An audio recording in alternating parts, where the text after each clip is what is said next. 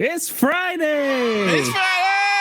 Welcome to the weekly roundup where we cover the hottest gaming and content creation news stories of the week. First up, E3 2023 was supposed to be the comeback of the in-person event after 2 years of online shows.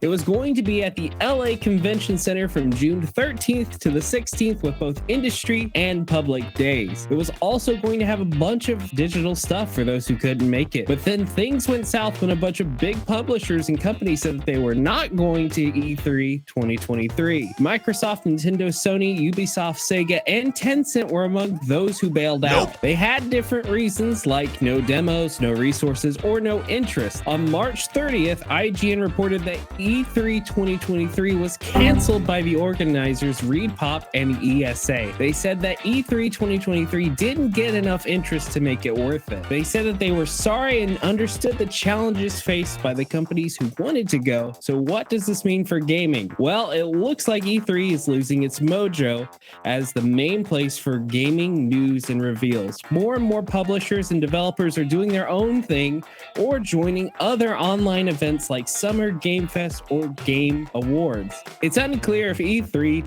will ever come back or if it will just be replaced by something else. Next up, we have a surprising and hilarious story involving Kick, a new streaming platform that competes with Twitch and YouTube gaming, and MrBeast, one of the most popular and influential YouTubers in the world. Kick recently tweeted at MrBeast saying that they would make him the CEO of Kick if their tweet got 1 like. MrBeast responded with an eye emoji hinting at a possible collaboration or announcement. The tweet quickly went viral with thousands of likes and retweets and many fans speculating on what this could mean. Some joked that MrBeast would buy out the other streamers like XQC and Hakura Nakamura to join Kick with his own money, or that he would gift small Kick streamers with huge amounts of cash. Others wondered if this was a serious offer or a publicity stunt by Kick to gain more attention and users. MrBeast has not confirmed or denied anything yet, but he is known for his philanthropic and extravagant videos on YouTube. He's also no stranger to streaming platforms as he has invested in DLive and launched his own app called Beastburger. Could MrBeast be the next CEO of Kick,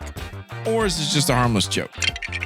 Well, we'll have to wait to see, but if I were MrBeast, I would take the offer. Next up, we have another PC port that is being review bombed by gamers on Steam. The Last of Us Part 1, the critically acclaimed game by Naughty Dog, was released on PC by Iron Galaxy on March 28th after being exclusive to PlayStation consoles since 2013. However, instead of being praised for bringing one of the best games of all time to PC players, The Last of Us Part 1 is being slammed for its poor optimization, numerous performance issues, and crashes that have left the game unplayable for some gamers. The Last of Us Part 1 for PC is a remake of the 2013 action-adventure game that follows Joel, a smuggler who escorts a teenage girl named Ellie across the post-apocalyptic United States.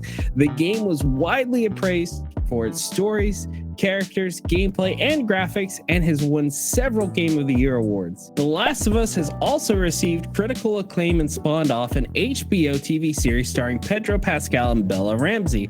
However, the PC port of the first game is not living up to its reputation, as gamers have reported high CPU and VRAM usage, stuttering mouse movement, missing essential setting toggles. The Last of Us Part 1 currently has a mostly negative reputation on Steam. Many gamers have questioned Sony's decision to choose Iron Galaxy for such a critical project rather than leveraging the expertise of their in-house team at Nixxes, a highly regarded PC porting team that has worked on Marvel's Spider-Man and God of War for PC.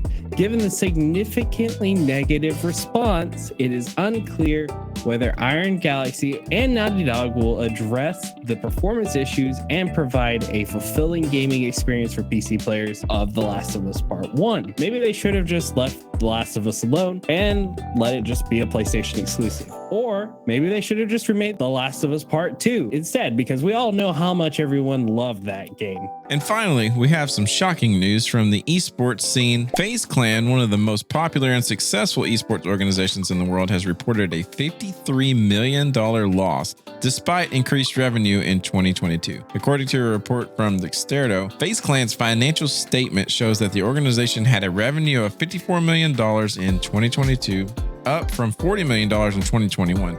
However, their expenses also increased significantly from $49 million in 2021 to $107 million in 2022. This resulted in a net loss of $53 million for the year. Some of the reasons for the increased expenses include higher salaries for players and staff, legal fees from lawsuits and disputes, marketing and production costs, and investments in new ventures and acquisitions. FazeClan is known for its presence in various esports titles like Call of Duty, Fortnite, Valorant, CSGO, and FIFA. It also has several content creators and influencers under its banner such as Nick Merckx, Mongrel, Rug, Adapt, and Temper.